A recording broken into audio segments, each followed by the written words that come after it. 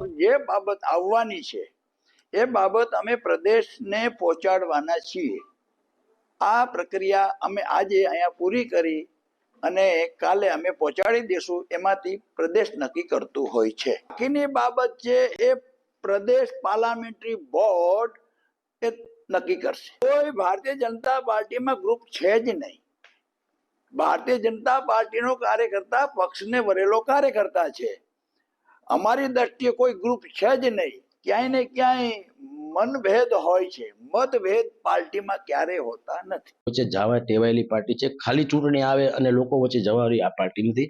આપ જાણો છો એમ કોરોનાની જેમ મહામારી આવી હતી ત્યારે ભારતીય જનતા પાર્ટીના કાર્યકર્તા મેદાનમાં હતા. કોઈ કોંગ્રેસ વાળા હતા કે નહીં આપ સૌ જોતા હશો. તાવતેનું જે વાવાઝોડું આવ્યું ત્યારે પણ શું થયું છે અને લોકો જુનાગઢમાં ભાજપને પણ ઓળખે છે, કોંગ્રેસને પણ ઓળખે છે.